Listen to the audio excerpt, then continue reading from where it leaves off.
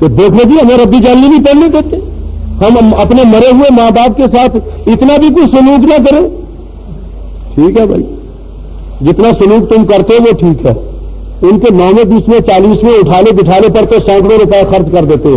یوں ماں باپ چاہے 2 آنے کے پھل کو ترستے مر جائیں. کوئی تم کو منع کرے 9ویں 20ویں 40ویں سے، پھر وہ تمہارے باپ کا دشمن، اور تم ماں باپ کو دو دھکے بڑھاپے میں، اور 4 آنے کا پھل نہ ان کو لا کر کھلاؤ، اور بیوی بچوں کے مقابلے میں دھکے دے کر بٹھا دو. وہ تم کر سکتے ہو ایسا. اور جب رسم و رواج کے طور پر اٹھالے بٹھالے 9ویں 20ویں 40ویں سے تمہیں منع کرے کہ یہ بدعت ہے اور شریعت میں ناجائز ہے، اور پھر کہو تم ہمارے ماں باپ کے دشمن ہو، ٹھیک ہے.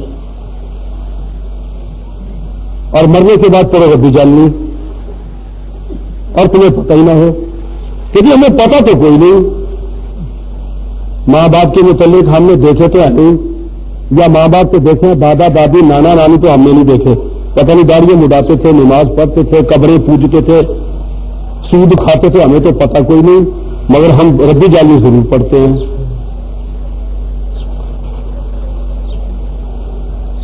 اللہ فرماتے ہیں میرے حضور میں سوال مت کرو جب تک تمہیں علم نہ ہو. اور ہمارے علماء نے خوش کرنے کے لیے کیا کہہ دیا کہ میاں اگر تمہارے ماں باپ نیک نہ ہو تم آدم و حوا کی طرف لگا لیا کرو. واہ، وہ اپنے ماں باپ کو جنت میں داخل کرنا چاہتا ہے، یا جو پہلی جنت میں داخل ہیں ان کو نکال کر پھر داخل کرنا چاہتا ہے.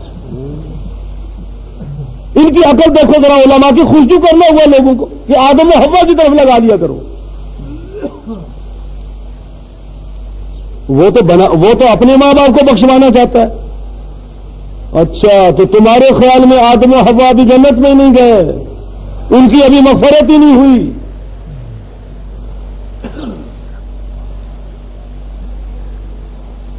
مغفرت نبیوں کے لیے بھی ہوتی ہے. یہ الگ بات ہے کہ نبی اپنے لیے استغفار کر لے، مگر امتی تو نبی کی مغفرت نہیں مانگتا. نبی علیہ الصلوۃ والسلام کا جنازہ کس نے پڑھا ہے؟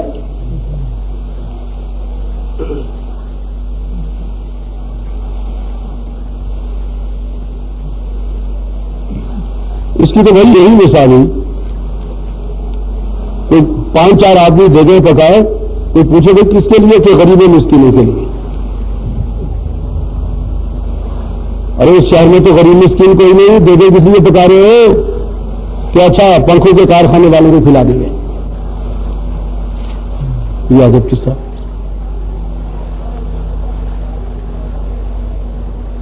فرشتے سے سیکھ لو، یہ اللہ کے مقرر فرشتے ہیں،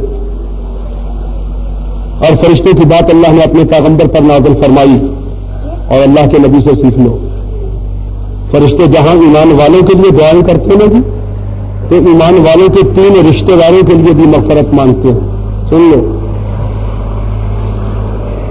اور اس سے پہلے فرشتے کہتے ہیں فاغفر للذین تابوا واتبعوا سبیلک، اللہ ایمان والوں کو بخش دے، اور ایمان والے وہ ہیں جو تیری شریعت پر چل رہے ہیں. ربنا ادخلہم، ربنا وادخلہم جنات عدن، اللہ ان ایمان والوں کو جنت میں داخل کر، ان ایمان والوں کو جنت میں داخل کر جو تیری شریعت پر چلتے ہیں. کیوں؟ اب فرشتے ایک بات کہہ رہے ہیں، اللہ کی وعد کا ہوں جن سے تو نے وعدہ کیا. میں پوچھتا ہوں فرشتوں کو کیسے پتا چل گیا کہ خدا کا وعدہ کن لوگوں سے جنت میں داخل کرنے کا؟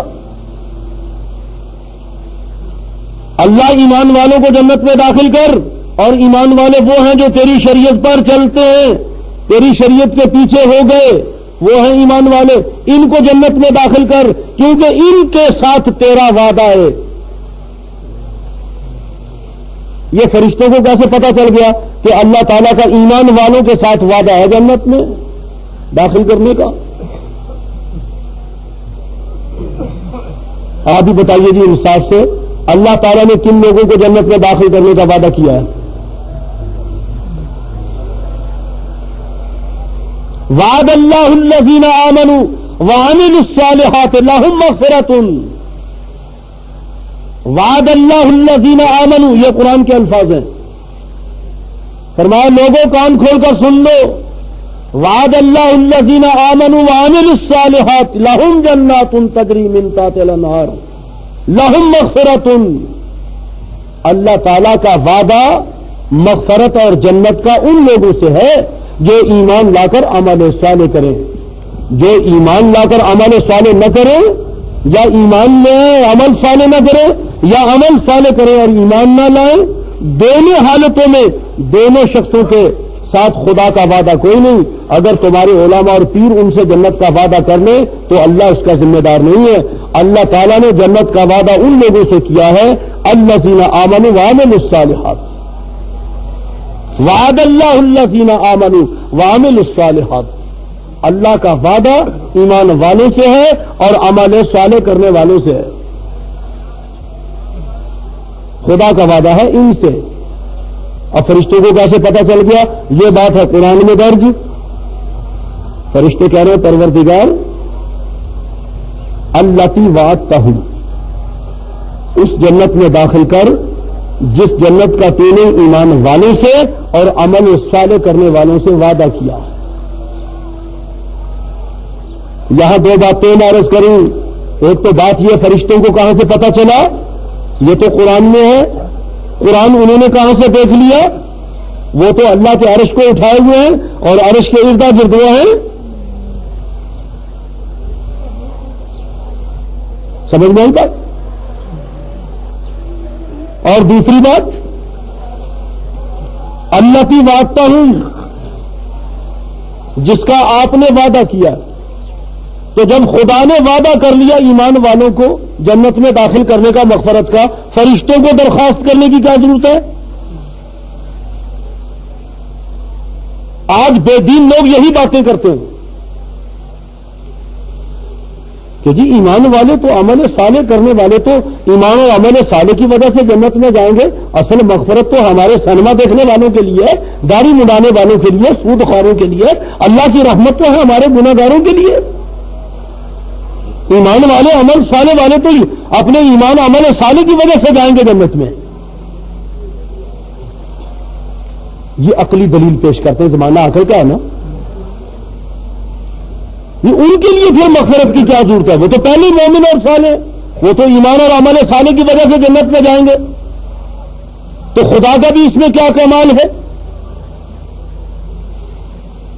اللہ تعالیٰ اگر ایمان والوں کو عمل صالح کرنے والوں کو جنت میں داخل کریں تو خدا کا کیا کمال ہے؟ خدا کا کمال یہ ہے کہ بدکاروں کو جنت میں داخل کریں، اور وہ جانا بھی نہ چاہیں جنت میں، نہ بالکل نہ جنت میں جانا چاہیں، وہ صاف لفظوں میں کہہ دیں خدا خدا نہ صحیح، رام رام کر لیں گے، جنت نہ صحیح دوزخ مقام کر لیں گے۔ سانو کافی یار دا بیڑا خدائی رکھ کول اپنے،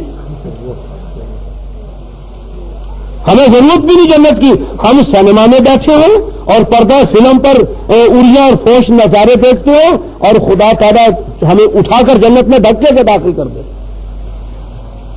کمال تو خدا کا یہ ہے۔